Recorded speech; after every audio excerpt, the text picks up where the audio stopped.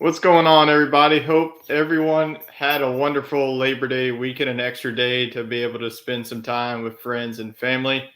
And we will kick things off here, recapping week number one and what was a crazy week one in college football. And then we'll also get into some week two action, make our weekly picks. So joining me once again is my co-host Wade. I'm sure you got a lot of time to watch some college football this weekend. I did. My weekend plans kind of fell through, but it allowed me to sit on that couch and watch some football. And then, as well as just when we were out at dinner and stuff like that, it was just cool to see college football on in the background. And we had some really good games, some top 25 matchups. Really good to see that good of football early on. Yeah, really good slate that we had. So we'll kick things off here with the SEC teams and the AP Top 25 poll. The AP poll did come out today. As you can see, we did add some more SEC teams to the list. Number one, Alabama, they stayed the same after their drubbing of Utah State this past weekend. Georgia moved ahead of Ohio State after their 49-3 victory over the Oregon Ducks. Texas A&M stayed at number 6 after their shutout victory against Sam Houston State. And look at this. Florida moves from the unranked to Wow. number 12, the biggest move that we have seen in recent time here in the AP poll. So Florida Gators made a statement by knocking off top 7 ranked Utah. We'll talk about that game. Number 16, Arkansas, they moved up 3 spots, going from number 19 to 16 after beating number 23 ranked Cincinnati. Cincinnati did fall out of the AP Top 25 poll after the loss. Number 20, Kentucky, they stayed the same after they got a home victory against Miami of Ohio. Ole Miss dropped a spot after only winning by 18 points against a Troy team. And then a new team, once again, is the Tennessee Volunteers. This is a team that I've been really high on. So we see 2 new SEC teams with Florida and Tennessee. So the more the merrier of how many SEC teams we get in this AP poll. That just We goes to might need 2 show. slides next week. Yeah, we might get 2 slides, especially with Florida and Kentucky meeting, and then Arkansas and South Carolina meeting. So who knows if the Gamecocks pull off an upset, Arkansas and South Kakalaki could be flip flopping. But those are your SEC teams in the AP poll for week number 2. Obviously, that will change as the weeks go on. And just a reminder, if you have any questions, feel free to leave us a comment, questions, whatever you have, predictions. Leave them in the comment section. We love our viewers, so we want to get y'all into the show as much as we can. So definitely shoot us a question if you got one. All right, let's go on now to some results. This segment is brought to you by our new Buffalo Bayou Brewing Company. Whenever you're around in the Houston area in H-Town, we know us. We were just there a couple of weeks ago doing the whack for our sports scrambles. So next time we're in Houston, we're going to hit up Buffalo Bayou Brewing Company since they sponsored us and Old City Sports Network. So SEC Fantasy is now going to be brought to you by them going forward. So speaking of SEC Fantasy, week one is ahead of us. Well, before we get into that, let's go on to the rules just for the newbies. I'm sure we have a lot of new viewers, especially with this new network that we're on. So it's 1 quarterback, 1 running back, 1 wide receiver, 1 defense, and then the same rule applies every week. We cannot pick the same player back-to-back weeks, so it's pretty self-explanatory. So we had our week 1 draft, so let's get into the week 1 recap. Wade, kick it off with your team, how they did. Not a bad season debut for my team. Of course, the players do change week to week based on the matchups and availability. But I went with some, went out on a limb a little bit, with Spencer Rattler making his SEC debut at quarterback, as well as Jaden Hazelwood, my wide receiver at Arkansas. Both of those guys had good games. Hazelwood did cash in a touchdown as well. But, for our purposes, SEC Fantasy's solely based on yardage. And Rattler, he really just didn't have a very good offensive line in front of him. South Carolina's going to need to shore that up. But 227 yards through the air, nothing great, nothing bad. Cavazier Smoke, he was kind of the letdown of the week. I really thought he would be featured for Kentucky. He went for just 32 yards. They didn't really make him the workhorse back. They ended up kind of splitting the load and really decided to throw the ball a lot more than I expected, as Will Levis had over 300 yards. And then the Alabama defense, They did exactly what you expect. 136 total yards against Utah State pitching the shutout. So add that up and subtract the defense. Leaves me at 165 yards. Certainly can build upon that this week, hopefully. But you had a pretty good week, Tyler. Let's see how you Yeah. guys did. Yeah, so usually there's one of us putting up some big numbers this week, and I can thank that for Mr. Will Rogers, the quarterback out of Mississippi State. He threw the ball 49 times in that air raid offense. That's why I picked him, went ahead and really stirred up a victory in week one.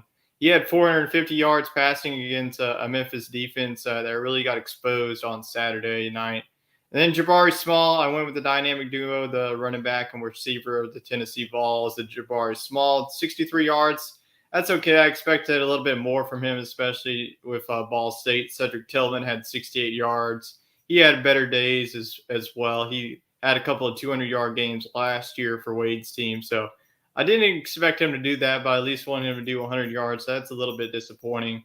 And the Texas A&M defense did their job. 0 points allowed against them, and then 198 yards. So that'll do it every week for you. So that'll lead to the total. Yeah, those sub 200 yardages Yeah. are nice, aren't they? Yeah, it'll be nice. But once we get into SEC play, it's going to go up above 200 yards for sure. But 383 yards of the total. So I go 1-0 on the year, and we'll have first pick. But we'll go on now to our SEC fantasy draft for week 2. And you're going with an interesting pick here, going with Haynes King. They're playing App State defense that just lost the game by scoring 61 points, but giving up 63 points to UNC. Yeah, I decided to go kind of on an early season limb here, playing the matchup for Haynes King rather. Appalachian State, they gave it a really good fight against UNC, and I'm sure we'll be talking about them in our game preview in here just a few minutes. But really, he's a guy whose matchup I like because Appalachian State got torched for 352 passing yards this past weekend. A lot of little short screens and shovel passes and slinging it out to the running back out of the backfield, all things Texas A&M likes to do.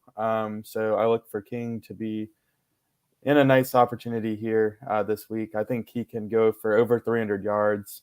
Yes, there were some favorable matchups against FCS opponents. I could have taken Will Rogers going on the road against Arizona, but I'd rather save the option to maybe take him next week and play the matchup here with King. Yeah, definitely a smart move. I thought about going with Stetson Bennett myself, but I realized they're playing Sanford, and you probably won't even play to the fourth quarter. So I just went with Bryce Young. He's definitely going to be in a fourth quarter battle. Not saying that the Texas-Alabama game is going to be the closest college football game that we've seen all season, but he did score 5 touchdowns in the air, and then 2 more touchdowns with his leg. So I think he's going to do more, and Alabama's going to have to do more in the passing game in order to beat Texas this weekend.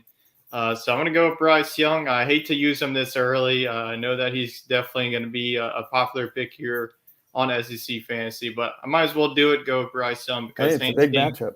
Yeah, I know that you have Haynes King, and he's just due for another 300-yard game. So I got to go with Bryce Young and try and combat that. So let's go on to the running backs to see who we got. We're actually going with 2 SEC West opponents here. You're going with the transfer from TCU. I am. Zach Evans, another transfer into the SEC. Worked out okay for me last week, taking Hazelwood and Rattler, as we mentioned.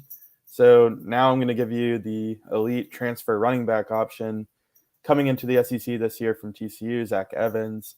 Zach Evans, he kind of got into some trouble with some discipline issues late in his recruitment during his high school seasons. A lot of people thought he was going to end up at LSU. And then a lot of people thought, hey, it might be Tennessee or Ole Miss. But he ends up going to the Big 12, going to TCU before finding himself back home with a team that had a shot at getting him out of high school in Ole Miss. And I got to tell you, for Ole Miss, they like to throw the ball, but he really looked like a workhorse back. Had 20 carries in the season opener against Troy.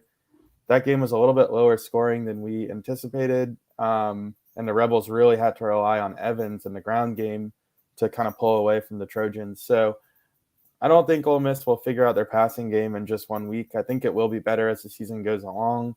But for now, I think Evans is a pretty solid bet to approach 20 carries or so. And against the FCS opponent, I think he should convert those 20 carries into 100 yards. Yeah, that's definitely a solid pick. He showed what he was capable of in game number 1 against Troy. And Ole Miss fans, the past couple of years, they've been used to that 1-2 punch of Jaron Ely and Snoop Connor. So it looks like this is Evans' backfield up for grabs, and he's definitely taking advantage of that. I'm going to go with a familiar face here in the SEC Fantasy Draft. Go with Tank Bigsby out of Auburn. They're facing a San Jose State team that's not very good. They did get the Week 1 victory. But this is an Auburn team that likes to pound the ball. Tank Bigsby had 130 yards and 2 touchdowns in game number 1 against Mercer. So I think that Tank Bigsby is due for yet another game. I might as well get Tank Bigsby while I can, because once they get into SEC play, I think it's going to be a different story going up against those defenses. But I think Evans and Bigsby are for sure candidates to go over 100 yards. So now let's go on. Two workhorses right there. Yeah, for sure. So let's go on to the pass catchers. Still sticking with the SEC West vibes. You're doing that 1-2 stack there. I know that we love to do in fantasy football, and you're doing it here in SEC Fantasy. Yeah, just as I mentioned for Haynes King, little dump off passes, short routes. Anaya Smith should eat that up and do quite well against Appalachian State. I think that he should go over 100 yards or get very close to it. He had 160 yards in the season opener in a game where they really didn't need to throw the ball to win. But I think this week they will try to build on that success they had in the passing game and look for Smith and King to have a nice connection. Hopefully he can cash in on the bulk of King's passes. And I know he's a punt returner, but you will not be getting those yards as much as you want them. But yeah, Smith had a very good game, and I think that he's going to have another good one, especially if App State coming to town. I'm going to go with a surprising pick to a lot of LSU fans. I'm actually going to go Kayshon Boutte out of LSU. I know that he only had like 2 targets on Sunday night.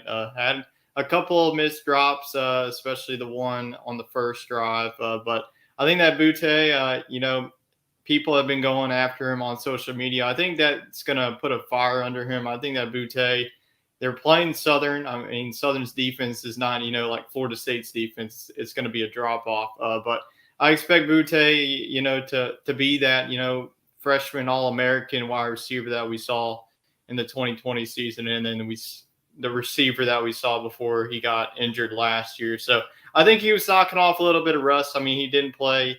I mean, it's been a very long time since he played, because he got injured like week 6 against Kentucky. So it's been a long time since he's seen game action. So I think he was just knocking off some rust. Expect Boutte to be himself in week 2.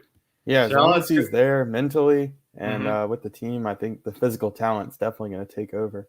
Yeah, no arguing that at all. So we'll go on to the defenses here, and you're going to go with one of the top defenses in the SEC right here. Yep, not playing any games here, not going out on a limb, going with the surefire Georgia Bulldog defense. They would have been a good option last week against Oregon. I think we both stayed away from them just because they were playing a top 15 opponent, whereas Texas A&M and Alabama had easier opponents. But Georgia, I think, would have taken the cake defensively or been very close to it, shutting down the Oregon Ducks. So I look for them to do the same this week against the Samford Bulldogs. Show them who's the big Bulldog. Yeah, Georgia's one of the safer bets in defense. I had 2 teams that I was really looking at. It was either Ole Miss or Auburn's defense. But I got to go for Ole Miss. Ole Miss defense doesn't get us enough love on this show, so I'm going to give them love here in week 2. They are playing a Central Arkansas team. They only put up like 21 points against some weaker opponent. So I don't think that their offense is too flashy. Ole Miss did give up over 300 yards to Troy, but I think they bounced back in week 2 against a Central Arkansas team that looked a little bit sloppy in week 1. All right, so tune in next week to see how we do in SEC Fantasy for week number 2. So, all right, well, I forgot the change. It's supposed to be recapping week 1 in the SEC. Week 0 has passed us, and this is week number 1.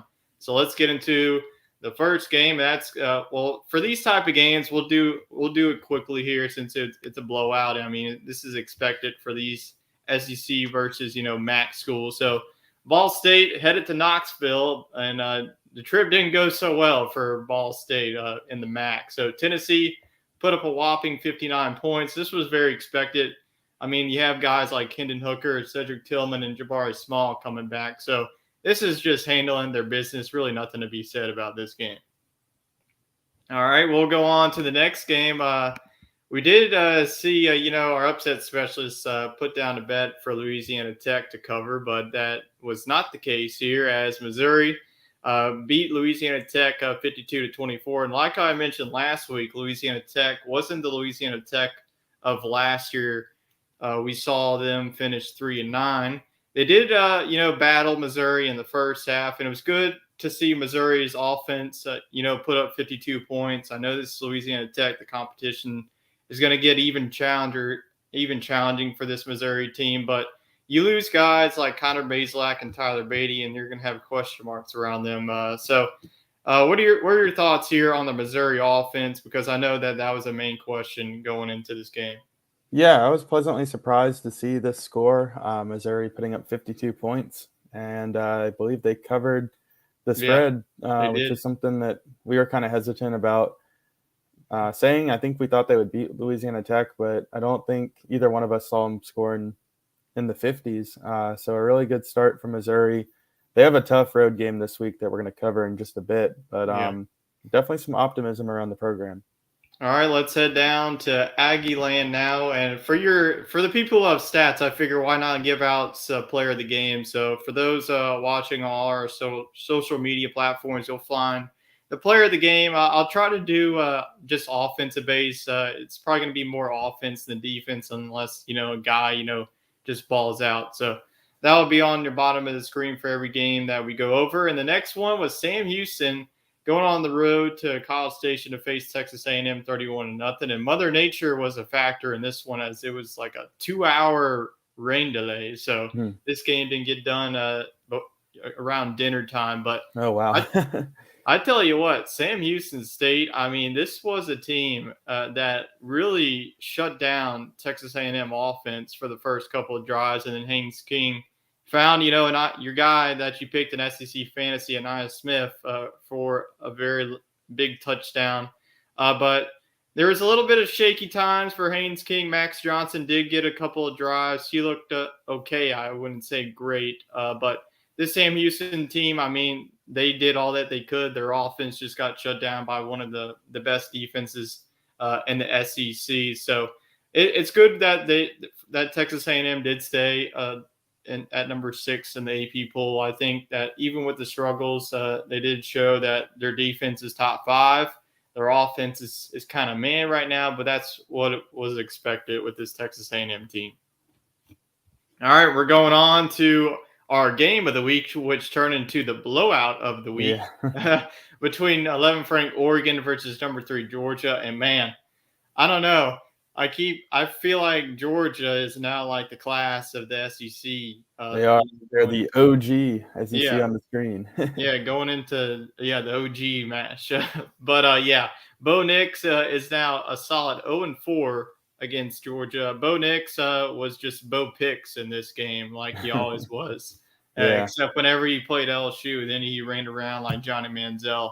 Oregon just absolutely outclassed in this matchup. Stetson Bennett had a very good game. And I think after week 1, if the Heisman Trophy ceremony was after week 1, it goes to Stetson Bennett. But obviously, that's not the case. But Stetson Bennett, as you see it there, put up 368 yards passing, 2 touchdowns. And then the Georgia defense, I just love that. You lose all of those guys, and then you go up, against a high-powered Oregon offense and just shut the doors down off of them. So I bet your expectations of Georgia didn't really change after this one, but were you surprised of the margin of defeat in this game? I was, and I was surprised at how well Georgia clicked offensively and that they didn't let up a touchdown all game. I thought they would win this game by several possessions, but I did expect Oregon to move the ball pretty early on in the first half, and I expected Georgia to kind of struggle to get up to speed offensively in the first half. I thought this game would be within a possession going into the break, and then Georgia would kind of run away with it, but certainly not the case. I mean, the Georgia defense got right where they left off, just with new faces. And then the offense had some familiar faces that really just stepped it up. They had to reload at receiver, but they didn't really have to throw the ball downfield because Kendall Milton was the leading receiver coming out of the backfield. So they really just found a way to move the ball, and Bennett really looked like he had complete control over the offense in the game. Yeah, definitely a statement in Atlanta. I think that Georgia fans love what they really saw in Georgia. So we're going to go on now to a very underrated game. Not many people have talked about this game. It was between number 23 Cincinnati versus number 19 Arkansas. I think I was more honestly impressed with just Cincinnati in this game. I mean, we know that Arkansas was going to be good with KJ Jefferson coming back and the defense with Bumper Pool leading the way. What a name that is. But Cincinnati, you lose a lot of guys on the defensive side. You use Kobe Bryant, and then you lose Sauce Gardner on the defensive side. And then on offense, you lose Desmond Ritter, Alec Pierce, and then your top rusher. But Cincinnati, I mean, they do not fear anyone. Like Luke Fickell, I mean, he's one of the best coaches, I believe. I think he's just got that defensive mind scheme that his defense and, his team is just going to come at the play not fearing anyone. They did not fear the hostile environment of calling the hogs. But KJ Jefferson was KJ Jefferson in this game. He had 3 touchdowns, a little bit over 200 yards. We did see Jaden Hazelwood, the transfer from Oklahoma, haul a touchdown grab. But the player of the game also, he could give it to Trey Knox, the tight end. He had 2 touchdowns. He looked very good. But this was a very good football game. It was fun to watch. But were you more interested in Cincinnati in this game or seeing what Arkansas can do? Well, we talked a lot about Arkansas, so I wanted to see where the hype was. But I was pleasantly surprised by the Bearcats. And Yeah. I think that to me, they look like a top 25 team. I think they'll bounce back in there. I mean, the polls don't really matter for the first 4 weeks or so. So I think that they could definitely win the American Conference. Them and Houston seem to be the premier teams in the league this year. Maybe UCF kind of makes a resurgence. So that program's in really good shape as they venture towards joining the Big 12. And this is the kind of matchup that they should expect to see whenever they make that move. So it was good for them to hang in this game. And Arkansas looked pretty good on the ground. And, like you said, finding Trey Knox and Hazelwood for some touchdowns. But Raheem Sanders really did stand out for me. Arkansas seems to like a lot of their running backs, and they like to go to a stable of hogs, if you will. But Sanders was the clear-cut guy and a guy that I'll have my eyes on for SEC fantasy. I think he had 150 yards rushing, so that's really impressive. I did see Raheem Sanders wears number 5. I don't really like that because I think that Darren McFadden should have got retired his jersey a long time ago. I agree that he should have, but if you got to wear it, you got to have a workhorse running back. So I agree. It's a cool tradition they got. I'm just shocked that a player like Darren McFadden has got his jersey retired. We saw Jadeveon Clowney. Whenever we get to that, we'll talk a little bit more about that. But we'll go on now next to the Ole Miss Rebels of how they did. It was not the Lane Kiffin show that we really expect in this one. I really was expecting more points, especially with the new quarterback or Jackson Dart coming in. But I guess this was expected going from Matt Corral and Jackson Dart. There's going to be a little bit of transition on the offensive side. And then you have a new running back, especially losing Snoop Connor and Jaron Ely out of that. But the defense, they gave up 300 points, but they really stifling this Troy offense, But Ole Miss did win this one 28-10. I mean, we know Troy. I mean, they're going to give you all the fight in the world, and that's exactly what they did. You see there, the player of the game is Zach Evans, 20 carries, 130 yards. For Wade's sake, hopefully he does that again, maybe even more. That way he can get on top in SEC fantasy. All right, we're going to go on now to the next game. And honestly, we might have to change this one to the game of the week. This was the new game of the week. New game of the week here since Georgia was an absolute blowout. But number 7 Utah at Florida, they won this one 29-26 in the Swamp. And I should have just went with Florida. I knew that there was something about the Swamp. They always pull off some magic, and they exactly did that. I mean, Utah players were puking all over the fields because they weren't used to that hot, humid Humidity, weather man. down there in Gainesville. But man, this quarterback, Anthony Richardson, absolutely had a game. He only had 168 yards with passing, but he beat Utah with his legs, 11 carries, 106 yards, and 3 touchdowns on the day. I think I was more impressed with this Florida defense. I mean, this is just a revamped Florida defense we saw. I definitely think that Billy Napier and company did a very good job hiring the right guys. But this is just a new look Florida team that, man, I think I went from this team being an 8-win team to maybe being a 9 or 10-win team now. I think my expectations really changed for them. Are they a top 12 team? I would have to see maybe another week if they beat Kentucky. But I was high on this Utah team. I did say that this was a must win for them to get into the playoff race. I still think that there's an outside opportunity for that. They would have to win the Pac 12 and hope for a little bit of chaos to happen. But man, I was very impressed with Florida. I'm sure you were the same as well. Yeah, I was. And, this Florida team really battled and they looked really good. Utah, maybe looked a little rusty for a top 10 team, but at the end of the day, this was a heck of a win for the Florida Gators. And how about Billy Napier, getting off on the right foot?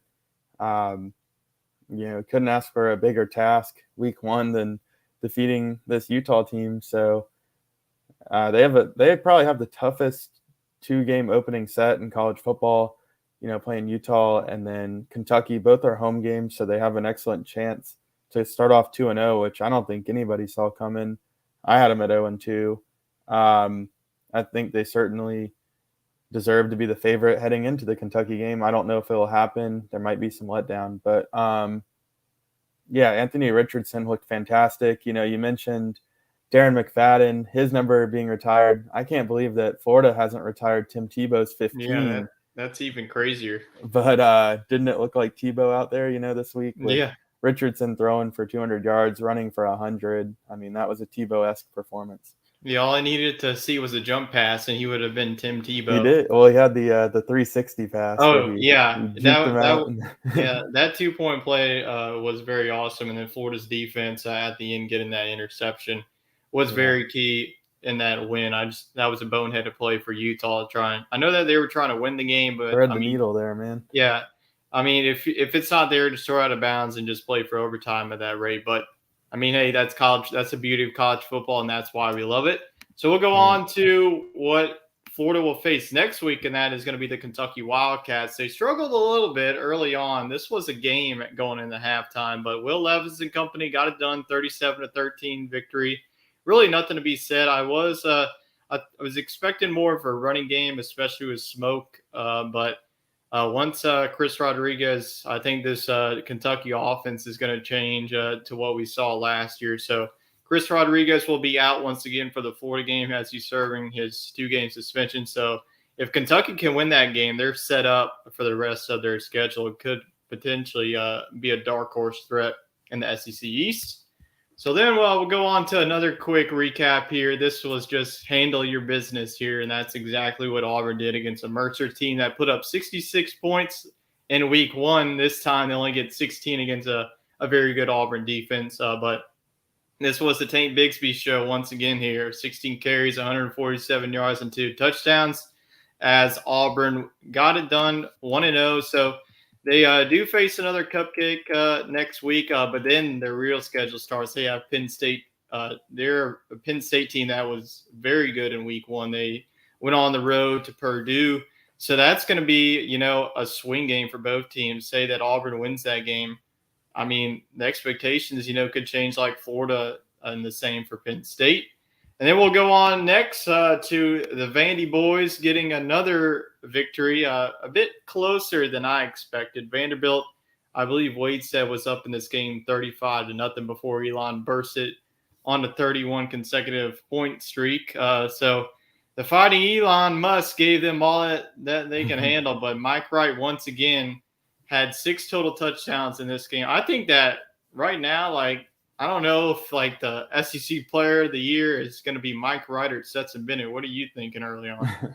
It's going to be Stetson Bennett based off team success, but Mike Wright has given Vanderbilt something they haven't had in so long, which is stability at quarterback. they had Kyle Shermer as probably one of the best quarterbacks in their program history, but the name that jumps out to me is Jordan Rodgers. He was Yeah. one of those guys who, Now he's in the booth.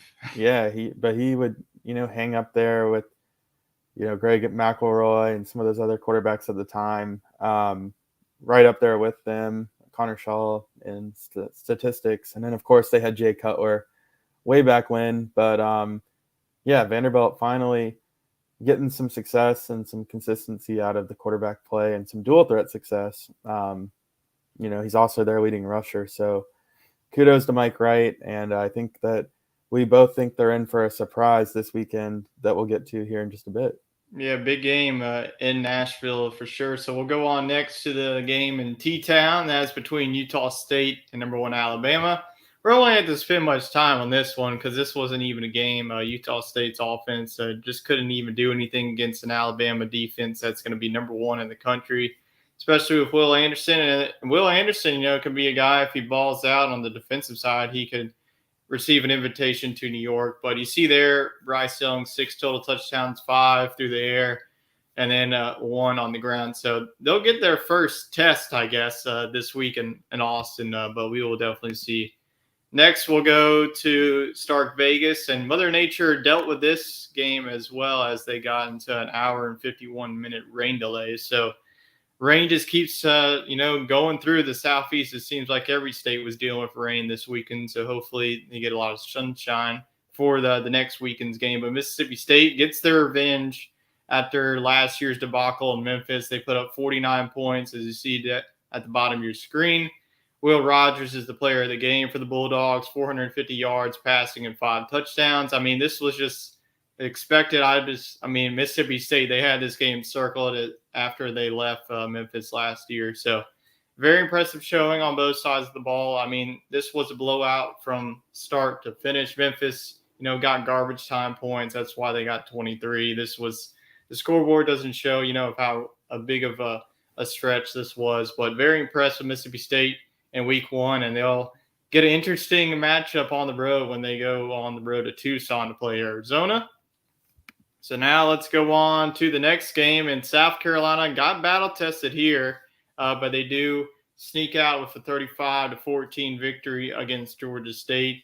We talked about it last year with Georgia State. They went in on the road to the Plains to face Auburn. They probably should have won that game, but Auburn, always doing some magic in that stadium. But South Carolina debut with Spencer Rattler, I feel like went okay. I mean, it's games are definitely going to get better, and he's going to have to get better quick because they have to go on the road to face Arkansas this weekend. But you grew up in South Carolina, a young Gamecock fan. So what did you see, obviously, with the new lights, especially what were your thoughts on that if you watched the game, and what are your thoughts on Shane Beamer's squad in week 1? Well, I didn't get to catch this one live, but I did watch a 10-minute recap video, so I felt like I was there. And my grandparents sent me some photos and stuff, so definitely looked like it was a good debut for Rattler and the Gamecocks. It kind of feels like it's Shane Beamer's first year. He kind of did the nitty-gritty work last year to get this team to where they can, be competitive this year. So a very slow start for the Gamecocks. I think they were trailing at the half, but they did, I believe, shut out Georgia State in the second half, 21-0. Yeah. Or something close to, I think, 23-0. It was 12-7 going into the half. Okay. So they just scored a touchdown, and South Carolina really put it on in the second half.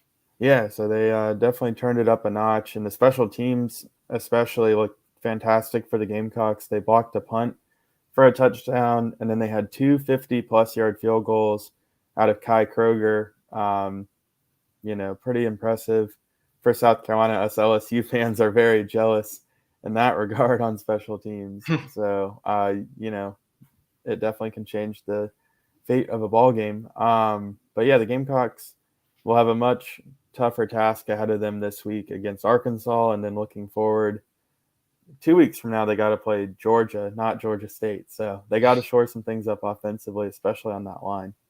Yeah, we'll see if they can go 2-0 against the state of Georgia. That's going to be a difficult task. But speaking of LSU, let's get to that game. What wild game this was down in the Big Easy, and this was not an easy task for both of these teams to try and come away with a victory. But the Seminoles got the win 24-23 over LSU as the Brian Kelly era got off to a very sloppy start here. Jaden Daniels, though, was a bright spot for the LSU offense. You see there, he had 2 touchdowns on the air and then really showed his dual threat capabilities with 16 carries and 114 yards. He was the leading rusher for the Tigers on Sunday. But you got to give credit to Florida State. Jordan Travis, he just balled out. I mean, that's what, you can't really deny that. Florida State's defensive line really overmatched LSU's offensive line that lost 5 offensive starters. And, it was just a very sloppy game. Really nothing to be said. Obviously, the special teams for LSU was really the de facto in this one. Malik Neighbors muffing 2 punts. And then you had 2 blocked field goals, one on a 36-yard field goal attempt and the other on the extra point after you went 99 yards. It was just a heartbreaking loss. Got a feel for the players. They'll try to rebound against Southern. I know we talked about it on another show in the Sports Scramble, but what are your thoughts on the Brian Kelly era getting underway with how, heartbreaking this loss was? Well, I don't know if we have a true picture of what this team will be yet. I mean, everything just kind of looks sloppy. Plays kind of broke down on offense, and then you covered the special teams gaffes. So I don't know. This was a missed opportunity for LSU to really continue that momentum. I think a lot of people saw LSU as a sneak, a sleeper team or something. Yeah.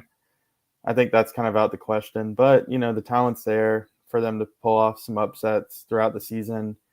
Still could compete with teams like Tennessee at home, Ole Miss coming into Death Valley as well. So definitely not a team to overlook. There's a lot of talent there, but I think we're going to see trying times like this throughout the season. I had us going 8-4 going into the season. So now I think I just take it down a notch to 7-5, which is a respectable season for the Tigers. But I do think the quarterback play kind of solidified itself.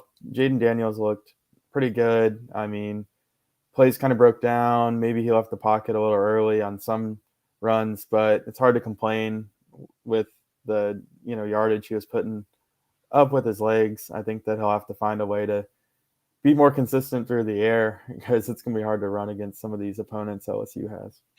Yeah, I definitely agree. I had LSU finishing the season at 8-4. So as the many losses as they get, I'm just going to drop them down this week. So I think their ceiling right now is 7-5.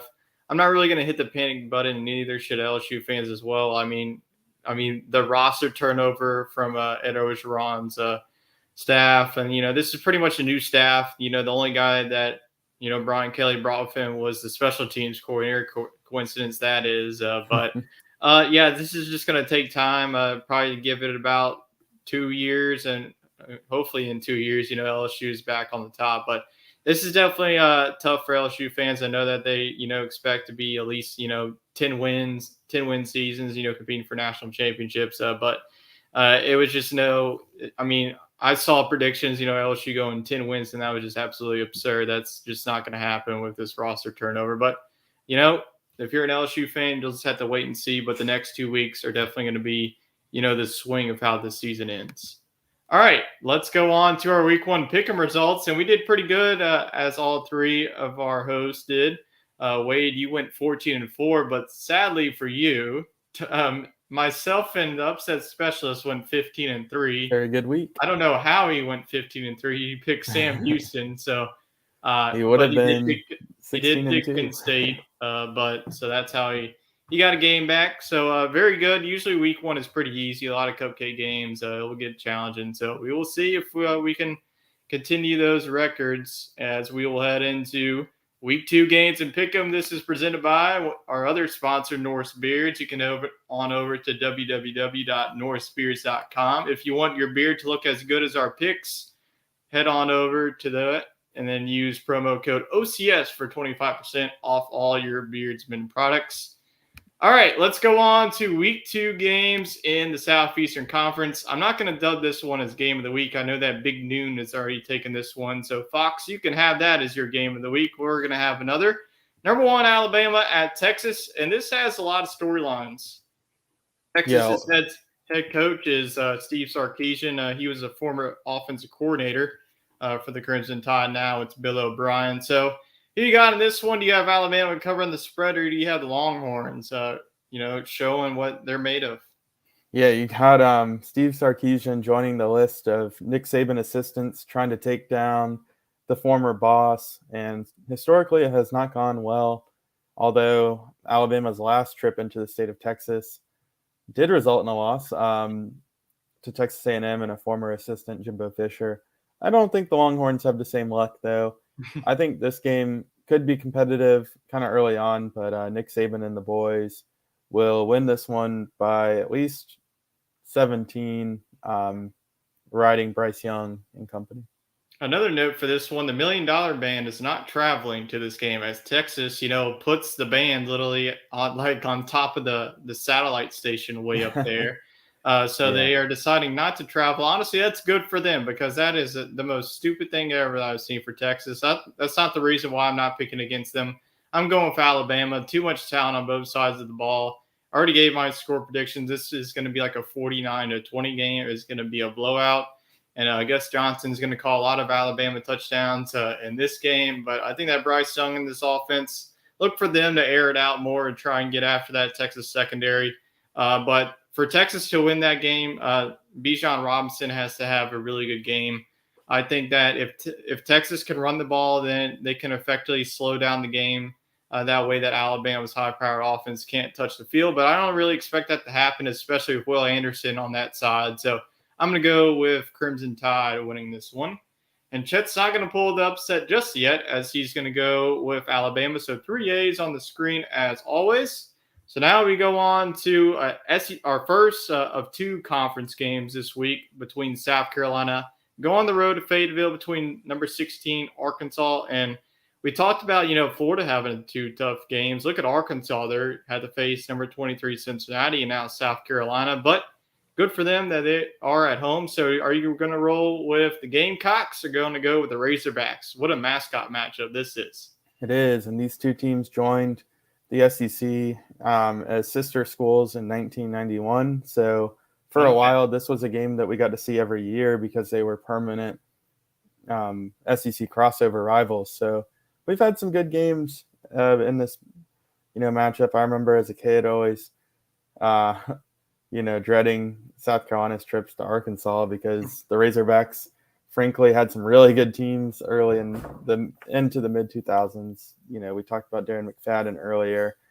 I think it's more of the same. I think Arkansas gets it done. KJ Jefferson, he's a top 5 quarterback in the SEC, if not a top 3.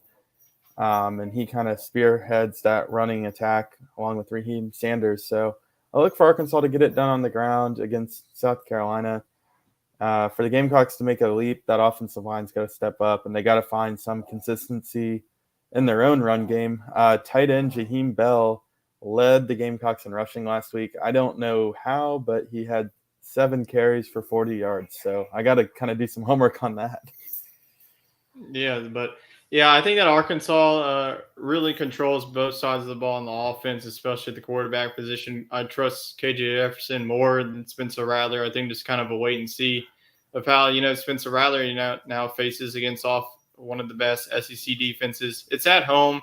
I probably would have, gone with South Carolina if it was at Williams-Brice. But I'm going to go with the Hogs in this one. I think that they get it done and go 2-0. Judd is also going to call the Hogs as well with us. So 3, Arkansas. So if you're any South Carolina fans in the comment, that's what you want to see is all Arkansas. Hey, history would say one of us is wrong. Yeah, so all absolutely. Of us are wrong. We've had that happen at least one time per week. So now we go on to a very interesting matchup, an ACC versus SEC matchup. Number 23, Wake Forest at Vanderbilt. And an interesting note is Sam Hartman is actually going to be available to play in this one. So that's kind of might teeter my pick.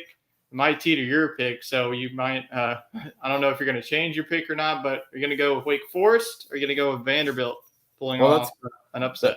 That's good news about Sam Hartman. I mean, a lot of people thought that maybe that injury would cost him his whole season because it was kind of a unknown, Yeah. non-football related medical condition. So it's good to see that he's rejoining the team in their activities and their preparations for the Vanderbilt game. But I'll stick with my guns. Shout out to Uncle D, Dunn Woods. You know, he's a Vanderbilt guy. So got to give Vanderbilt some love while they're hot. And yeah, I think this Vanderbilt offense is looking great under Mike Wright. And even if Sam Hartman does return, he won't have the advantage that Wright's had, which is absolutely dominating the first 2 weeks. So look for Vanderbilt to get it done. I know Vanderbilt fans have been looking for some love on this show. They're going to get it with me as well. I'm going to go with Vanderbilt. I think that now with Sam Hartman, this could be an offensive slugfest between Mike Wright and Sam Hartman. That's going to be a very good and very underrated quarterback matchup to watch. But I just think that Vanderbilt's offense got this new swagger about them this year. I think if their defense, can force, one or two turnovers to be the difference in the ball game. I'm going to go with Vanderbilt at home. I think that the Vandy crowd will show up in this one. They know that this is a big game for them heading into before conference play. So I'm going to go with the Commodores in this one, getting a very big home win against Wake Forest. And Chet is going to disagree with us. Boo. He's going to go with the ACC. He's going to go with the Demon Deacons as they are the 8.5-point favorites against Vanderbilt. That line will probably go up now since Sam Hartman is now available. So that's definitely good news for Wake Forest fans going forward. So, hey, I mean, you get Sam Hartman back. I mean, the ACC is wide open this year once again.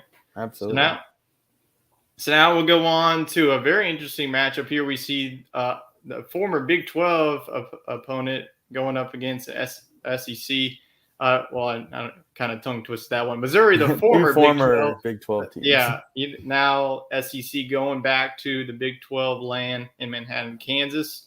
This is going to be a very tough matchup for Missouri. Kansas State's going to be a sneaky team in the Big 12. So do you see the Missouri Tigers going on the road to Manhattan pulling off a win, or do you see K-State pulling off a win at home? Well, I'm going to trust your expertise, and you said Kansas State is a sleeper team. I watched them beat up on LSU last year, so I'm going to go with Kansas State at home. I think I would have taken the home team either way in this one, but yeah, I do think Kansas State will defend their home turf. Kind of a tough trip for Missouri, although the Tigers did kind of look better than I expected week one. Like we said, they scored 50 points. Defense looked pretty good too. So Missouri should be in this ball game, but I'll give the nod to Kansas State. Yeah, I expect this one to be a very close game. Missouri's offense did impress me in week one, but they're going to get an uptick in the defense. Kansas State is one of the better defenses in the Big 12, along with the likes of Baylor. But I'm going to go with Kansas State. Deuce Vaughn, I think, is just going to run it up. Missouri's defense. I think he's going to have a very big game. I think I'm going to dub him at least 2 touchdowns. I think this is going to be more of a defensive battle than many people think. It's probably going to be like a 28-24 type of game. But I'm going to go with the home team. If it was in Missouri, I would probably go on Missouri. But this is a tough place to play.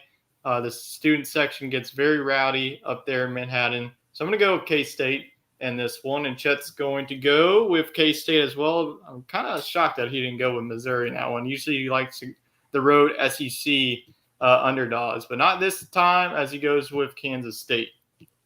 We will see if he picks an upset, and this might be the one. He picked Sam Houston last week, so we'll see if he goes with App State.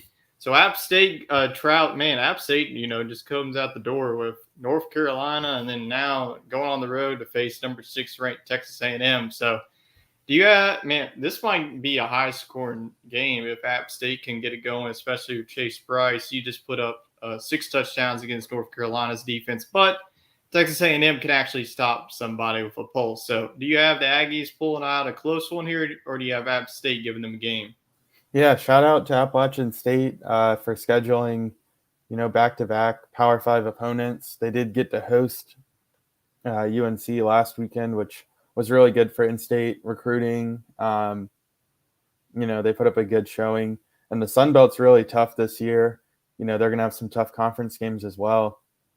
But the ceiling of the Sun Belt is, the champion usually gets to go to the R&L Carriers Bowl in New Orleans, which is a good trip for the team and the fans alike. Potentially the winner could sneak into a Power 5 game as the at-large, but I think it's really important and cool to see Sunbelt teams play these big matchups in season, while they can, and then know that, hey, if you handle business come conference play, you're still going to get rewarded. You're still going to get to go to New Orleans and play in a big time bowl game, playing at an NFL stadium. So good experiences for the teams, and this is one of them.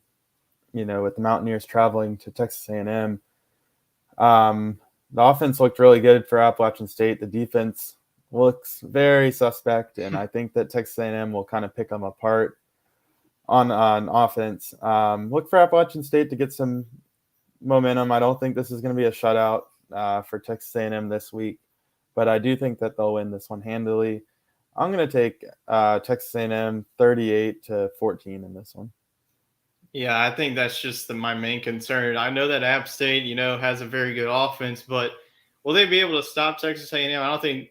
I think they have already answered that, and that is no. They face a very good quarterback in Drake May in North Carolina. Now they're going to face Haynes King that put up, 300 yards passing against the scrappy Sam Houston State club. So I'm going to go with Texas A&M. I think I'm going to up the score. I think they get into the 40s. I'll go 42 to 17. I think that App State's offense is good enough to score points on Texas A&M's defense, but A&M is just, they play a way different brand of football on the defensive side than App State. So I can't really bet against Texas A&M quite yet, but App State always is going to give, these Power 5 teams a run for their money. So I wouldn't be surprised here, but I just think the talent is just too overmatched. But there he goes again. He must just hate Texas A&M going back-to-back weeks. Not a Texas homer. Yeah, so they face Miami next week, so this could be a 3-game slate where Chet picks against Texas A&M. So he's going to go with the Mountaineers of App State to pull off yet another upset. I don't know if this would be quite monumental like way back when against Michigan, but Texas A&M is a 17-point favorite. So next game, this is a huge one now. This is a top 25 matchup now that Tennessee is in the AP poll. They head to not Heinz Field anymore, some weird name that they named the stadium now.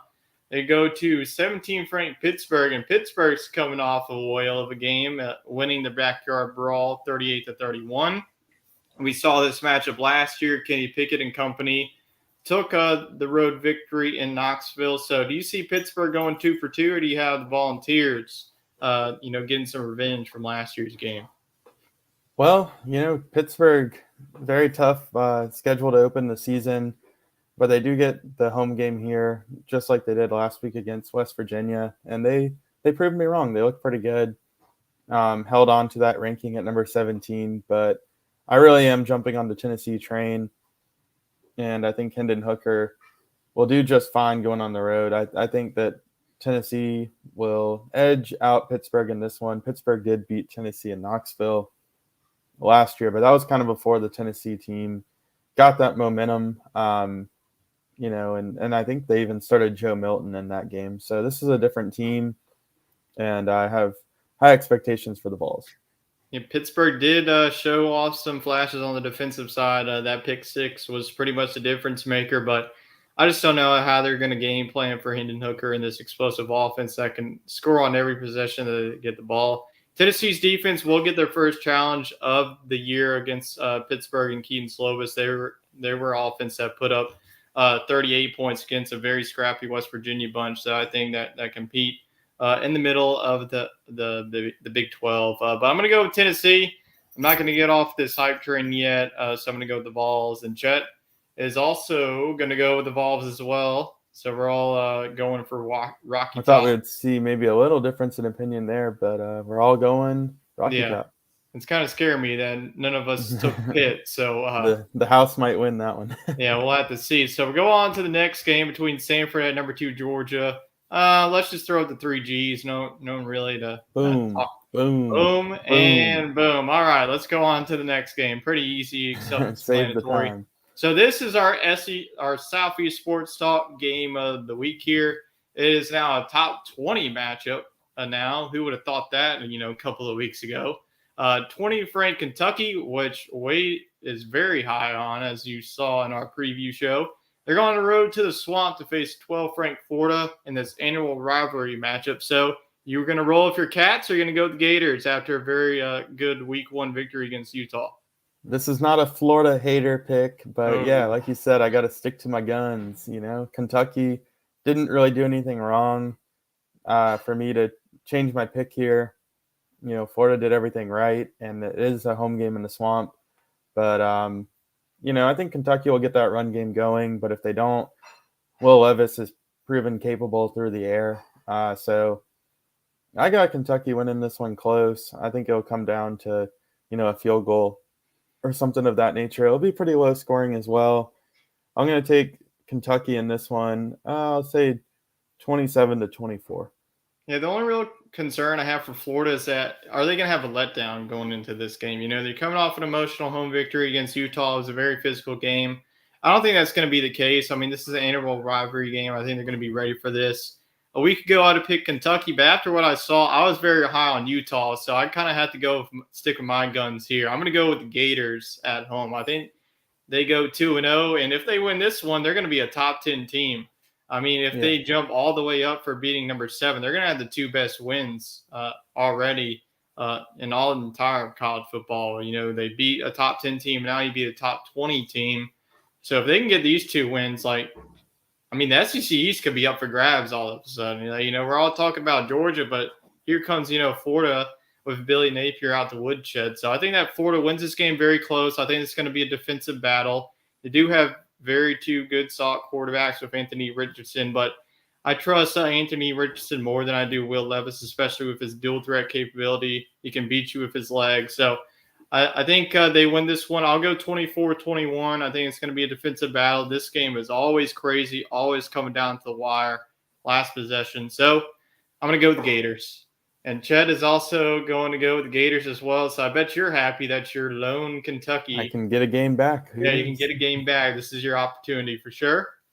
So next we'll go to Oxford, Mississippi, as Central Arkansas faces number 22 Ole Miss. And I'm pretty sure we are going to go clean sweep here for Ole Miss. Yep, there's 1, there's 2, and there's 3. All right, go on to the next one here. I mean, we're not going to do much analysis on these type of games. San Jose State at Auburn. Pull up the 3 Auburns as they will go 2-0 before their matchup against Penn State. There it is.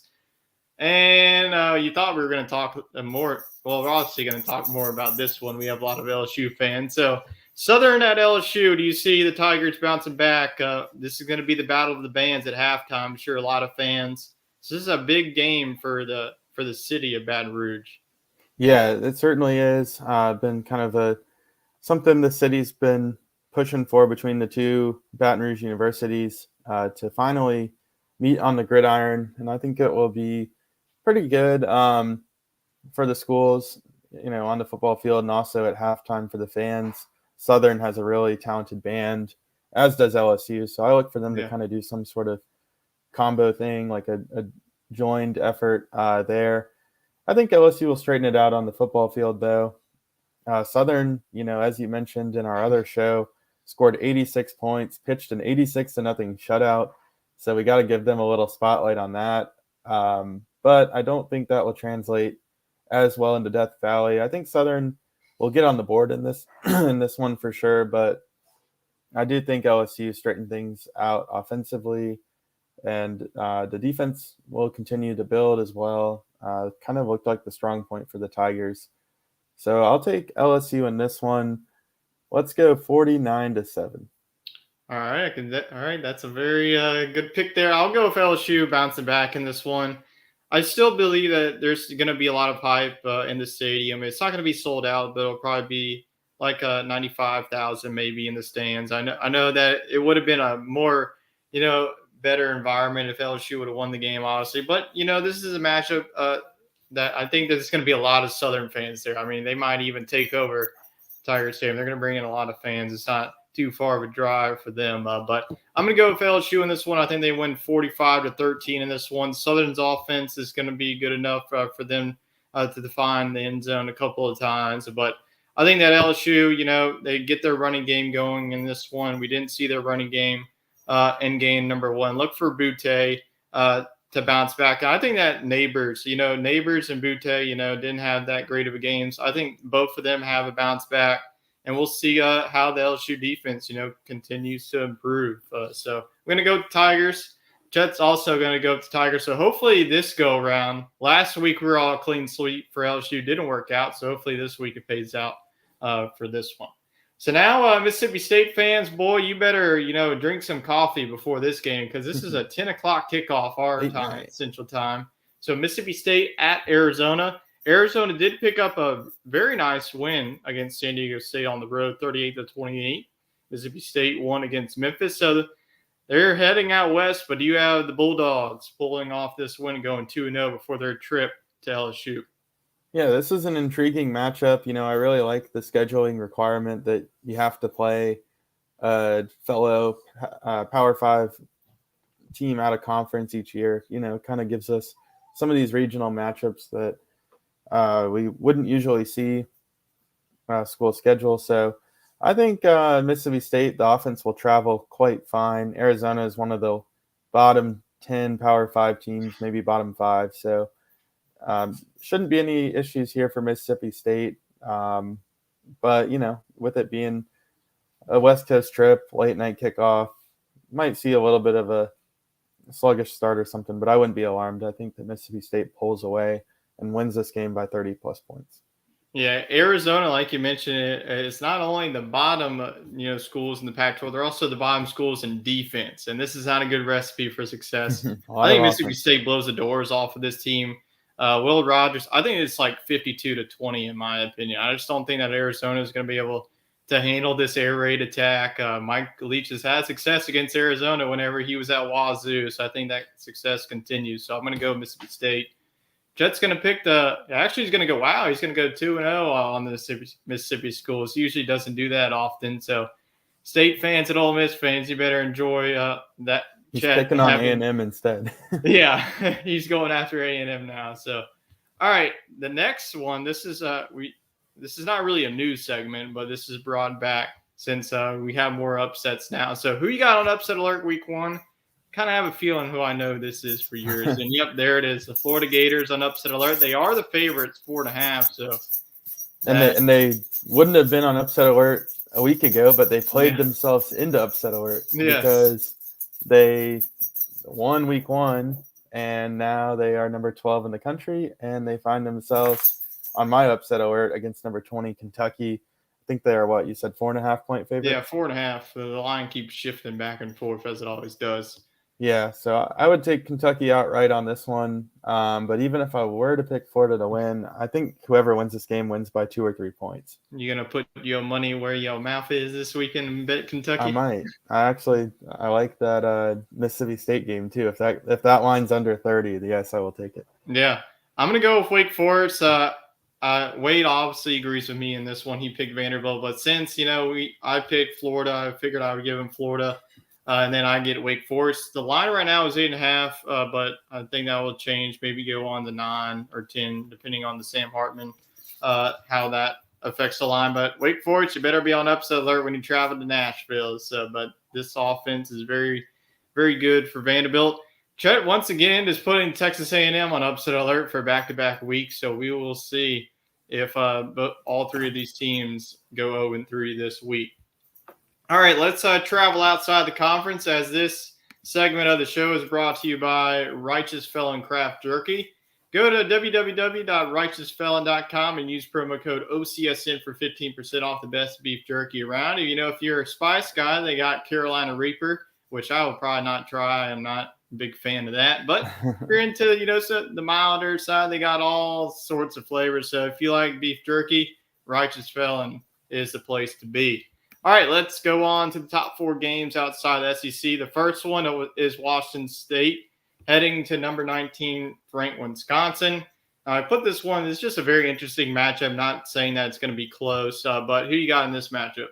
Yeah, this is another one of those matchups, like Mississippi State and Arizona. Not necessarily good football on the field, but just a unique matchup. Like you said, these schools typically wouldn't play each other.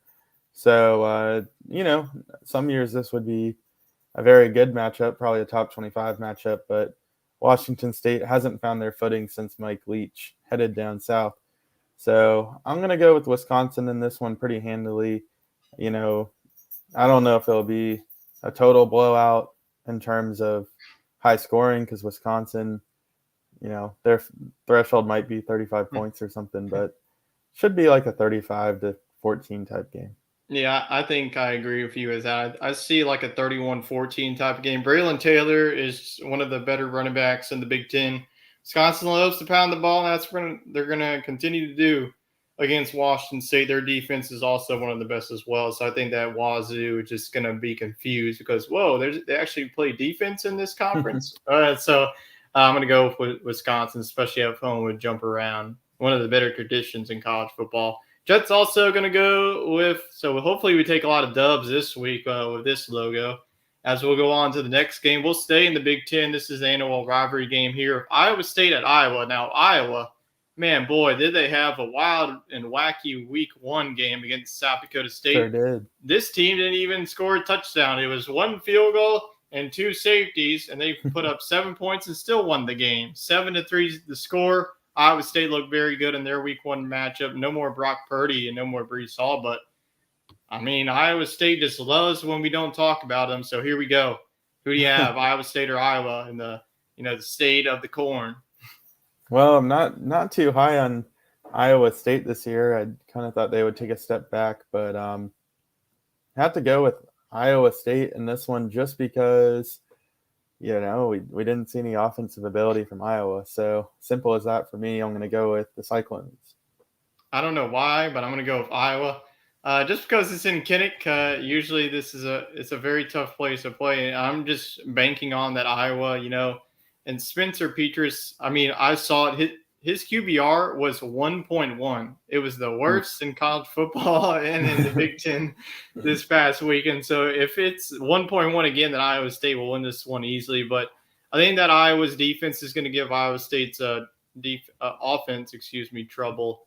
And I'm just expecting, hopefully, for the offense to bounce back. I don't know. I have probably about like a 50% confidence in this pick, but I'm just going to go for the home team in this matchup. Like you said, I wasn't really high on Iowa State to begin with, so I'm just going to trust the Big Ten this week and go with Iowa. Jets also going to go with Iowa as well. So once again, this could be a game that we're looking back that way. You could pick up a game or lose a game. All right, we're going to go on to the Pac-12 versus Big 12 matchup here, Arizona State versus 11th ranked Oklahoma State. And this could be a lot of offense. If whatever the over is, take it, because Oklahoma State doesn't have a lick of a defense and Arizona State could score.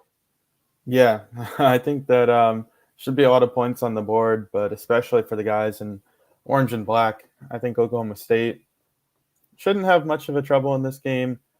Had it been on the road, it would have had a little bit more intrigue to me, but I think Oklahoma State should get into the 40s in this one, maybe even touch the 50s. And can Arizona keep the pace? I don't know, but I think that these games tend to get pretty high scoring. So I'll say 40. I'll go 45-28. Oklahoma State. Yeah, I got this being a lot of points, but on the favor of Oklahoma State. I got this one 55-45. I mean, if Central Michigan could score like 48, then let's not say Arizona State. So I'm going to go with the Pokes at home. Spencer Sanders had a very good game. Look him to continue that. I think he could be, at the end of it, the Big 12 Player of the Year. I think he's going to be due for a big year. And Jet's going to go with Oklahoma State as well. So we're all rolling with the orange and black at home. And now we have the game of the week here outside of the SEC. Number 9, Baylor, they just jumped into the top 10.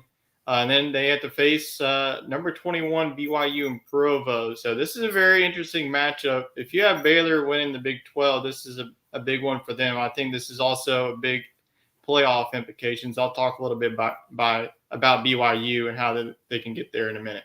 So who you got? And see, this is the kind of game that I think restricts the Big 12 from making the playoff this year. I just think that the winner is bound to have at least one loss in the conference. And then, should that team be Baylor, I see them dropping a game out of conference here. Doesn't have any implications on the Big 12 standings, but we could see a 2-loss Baylor team win the conference and keep them out of the playoff. But I think it'll be a good battle here in the desert, but BYU looks electric offensively, and the defense is pretty good too. And it's just kind of one of those wacky games. It's hard to go play a game in Provo. Sometimes complete opposite. We see BYU get blown out, but something tells me that BYU is going to be hyped up for this one and pulls off the win. Yeah, it's going to be a very hostile environment out there in Provo. I'm going to go with BYU. It's tough for me to pick against Baylor's defense, especially. They're one of the top ones in the conference. They did lose a lot of key pieces, though.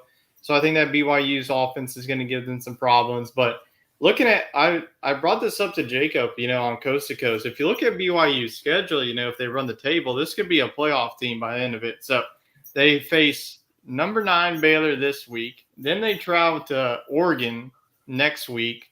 And then a couple of weeks ago on October 8th, they traveled to South Bend to play Notre Dame, who's also another top 10 team. And then they host Arkansas literally the week after that. Like, if they run the table, this could be, I said this, like, this could be like, the best resume that we've ever seen before. They could be the number 1 team. I mean, of how good, of how, crazy that seems. I mean, if BYU runs the table with this schedule, do you easily see them as a playoff team? Yeah, I think, we saw Cincinnati break the barrier last year and getting in with an impressive resume, but not that impressive of a resume. So no doubt the path is there, but that's a long path, and it starts this week. Yeah, I don't see them being undefeated either, but it's just, And Utah's in there somewhere, huh? I didn't see Utah on that schedule.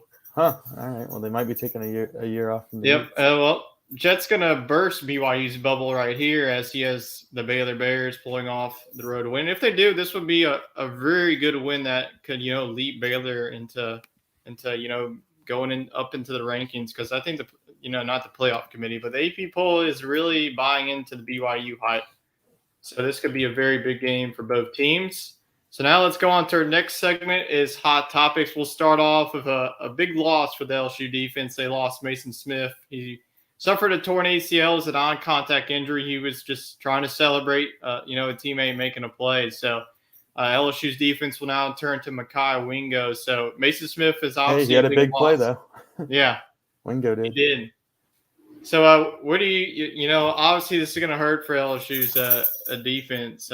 He was a preseason All-American pick. So where does LSU defense, turn now? How their rotation is going to be?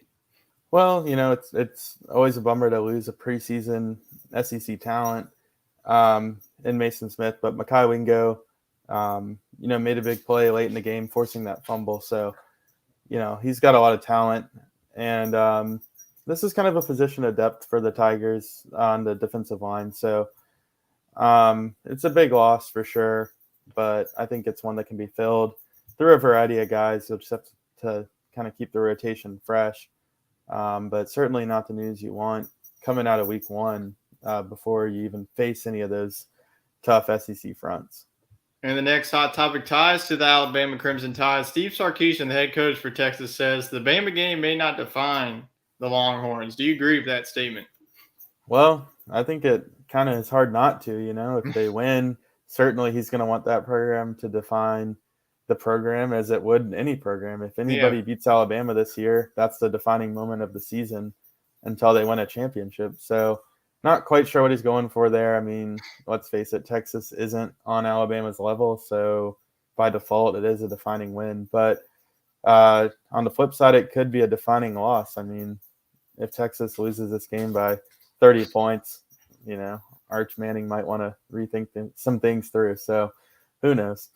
Yeah, for the people, that saying Texas is back, I mean, yes, this game solely defines this game for Texas. So I don't know about this. Like, I don't know if I were head coach, I would say that, because you're pretty much telling your players, oh, this game doesn't mean nothing for us in the long run. Just don't go out there. So I just think I see fear in Sark's eyes, and that's not a good sign for Texas. I think he took a line from Saban's book and just said something Saban has said. All right, our next hot topic is surrounded by the Florida Gators. Is this Gator team the number 2 team in the SEC East all of a sudden? I'm not ready to give the Gators their crown quite yet, because I'm high on Kentucky, and I know we're both high on Tennessee. But, Florida has an excellent opportunity this week to assert themselves as number 2. I think that certainly they bolstered their resume and reputation this past week, but hard for me to beat up on the Wildcats for winning by 24 points, and then for Tennessee, winning their game by 40.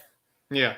I'm still going to go with Tennessee. I mean, the game between Florida and Tennessee is not in Gainesville; it's in Knoxville. So I still have confidence in Tennessee winning that game. Florida could definitely be the top 2 team. Probably the number 3 team for me is now probably Kentucky's now the 4. Well, obviously, if they win this game, then yeah, that could definitely shake up the rankings in the SEC East. But yeah, this is a question just to wait and see. All right, the final one we have is which SEC team impressed you the most in Week 1? Well, we've talked about Florida a lot on the show, and obviously they impressed me the most. But, some superlatives. I think Arkansas did everything right in their win against Cincinnati. That was a good win. For the Razorbacks, I'm intrigued by them. And then, Tennessee set the tone for the season, opening things up for the SEC with a big-time win. So they look as good as we've said. Yeah, Florida and Georgia are probably the most 2 impressive teams in the SEC. With just Georgia, the talent that they lost, and you couldn't even notice it on Saturday against Oregon. Now, it's that Oregon, not being what we thought. They were probably a little bit overrated. Let's be honest with you; didn't even look close to being a top 12 team. But the way that Georgia handled their business, and then Florida getting that big win against Utah, and like you mentioned, Arkansas starting off their season against Cincinnati, that could be a boost to the season as well. So, all right, let's finish off the show here with answering questions. We do have 2 comments. Let's see who that, and both from my mom. So let's see this. My first one is LSU was upsetting to watch. Do you agree with this statement? I'm sure a lot of LSU fans can agree with this, but Wade, do you agree? Yeah, definitely. Sorry. Definitely was upsetting to watch the Tigers in their trip down to New Orleans. I mean, not defending the home state, getting beaten battered on the field. But, it's kind of what we've come to know, right, as LSU fans, that we're going to have some huge wins and we're going to have some huge losses, and just kind of fell on the wrong side this week. And my mom continues her comment about LSU, saying that if LSU doesn't win this week, I give up, with an exclamation mark. Go Tigers! So, well, yeah, if LSU can't handle their business against Southern, I don't know. Yeah, that would be a pretty bad loss, and yes, a lot of people would be having question marks, as you see on the screen, about Brian Kelly and is he the guy. I think we would have a very interesting show next week, but I do think that the Tigers get back on track. The Mississippi State game is the one that I'm looking forward to seeing, kind of as a true measuring stick of where this team's at. Hey, LSU fans might be wishing for Les Miles to come back if Southern were to beat LSU, but I don't expect that to happen. I think that LSU will bounce back. So hopefully LSU fans will get, some relief this weekend and watching their Tigers pull out a win at home. Walter has questions about football, since he has hung with me the entire live show, biting at my ankles and my hands. So, Walter, what is your takeaway from college football this year? I think LSU's going to do great. No takes? No takes, Walter? How about the Vols, They got a dog as their mascot. You like them? Very good takes from Walt. We'll have them every week. Yes, he was hanging around for the live show, so we had a live audience here.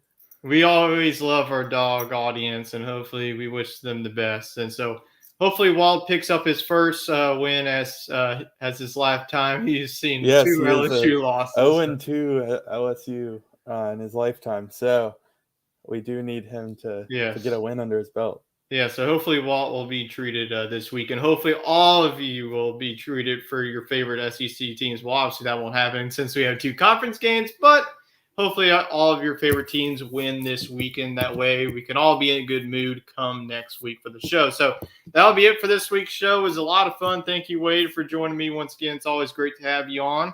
Of course. So next week we will review week 2 in the SEC, and then also look forward to week 3. Before I go, I'll have to plug in our other show, Sports Scramble, on Twitter. You can follow them at Sports Scramble 4. We're almost close to 500 followers, so follow away. Let's get to that 500 mark. And then there's definitely great things ahead with the Old City Sports Network. We're definitely happy to be a part of it. What they're providing us, definitely could not be more thrilled at this ride that we're in. So you can tune into the Sports Scramble wherever you listen to your podcasts. And that'll be it for this week's show. Hope everyone enjoys the rest of their week and a full weekend once again of college football. And then the NFL will start on Thursday. So those playing in fantasy, good luck. And then good luck to your favorite teams. And we will see y'all next week.